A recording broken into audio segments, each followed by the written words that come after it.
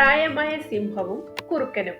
ഒരിടത്തൊരിടത്ത് ഒരു കാട്ടിനുള്ളിൽ ഒരു പ്രായമായ സിംഹം ഉണ്ടായിരുന്നു. പ്രായമായതുകൊണ്ട് പല്ലും നഖവും ഒക്കെ പലതും കൊഴിഞ്ഞുപോയിരുന്നു. ഇര തേടിപ്പിടിക്കാനുള്ള ആരോഗ്യവും കുറവായിരുന്നു.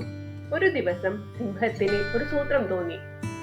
സിംഹത്തിന് അസുഖം പിടിപെട്ടിരിക്കുകയാണെന്നും അവശനായി കിടക്കുകയാണെന്നും മരിക്കുന്നതിന് മുൻപ് എല്ലാവരെയും കാണണം എന്നും പറഞ്ഞ് സിംഹം എല്ലാവർക്കും ഒരു സന്ദേശം അയച്ചു. അടുത്ത ദിവസം ഒരു ആട് സഹതാപം അറിയിക്കാനായി സിംഹത്തിന്റെ ഗുഹയിലേക്ക് ചെന്നു. ആട് അടുത്തെത്തിയപ്പോൾ തന്നെ സിംഹം അതിന്റെ മേൽ ചാടി വീണ് ഭക്ഷണമാക്കി. അതിനടുത്ത ദിവസം ഒരു മാൻ അതുവഴി വന്നു. അതിനെയും സിംഹം ഭക്ഷണമാക്കി.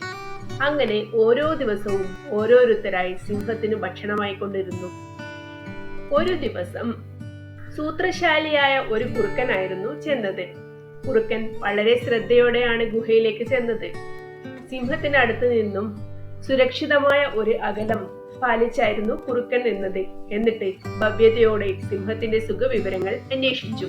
ഇപ്പോ അസുഖം കുറവുണ്ടെന്നും അകത്തു കയറി സംസാരിക്കാമെന്നും സിംഹം കുറുക്കനോട് പറഞ്ഞു. ബുദ്ധിമാനായ കുറുക്കൻ അവിടെ തന്നെ നിന്നു. എന്നിട്ട് കുറുക്കൻ സിംഹത്തിനോട് ചോദിച്ചു, ഞാൻ ശ്രദ്ധിച്ച ഒരു കാര്യം പറയട്ടെ. ഇവിടെ ഈ ഗുഹയിലേക്ക് വരുന്നവരുടെ കാൽപ്പാടുകൾ തിരികെ പോയതായി കാണുന്നില്ലല്ലോ. പറയൂ പ്രഭു, അവര് ഏത് വഴിയിലൂടെയാണ് പുറത്തേക്ക് പോയത്? അപ്പോൾ സിംഹത്തിന് മനസ്സിലായി ഈ കുറുക്കനെ കളിപ്പിക്കാൻ സാധ്യമല്ലെന്ന്. കുറുക്കൻ തിരികെ കാട്ടിൽ പോയി എല്ലാവരോടും സിംഹം എല്ലാവരെയും പറ്റിക്കുന്ന കാര്യം പറഞ്ഞു. മറ്റുള്ളവർക്ക് പറ്റിയ അബദ്ധം മനസ്സിലാക്കിയത് കൊണ്ടാണ് കുറുക്കനെ അവന്റെ ജീവൻ രക്ഷിക്കാൻ പറ്റിയത്.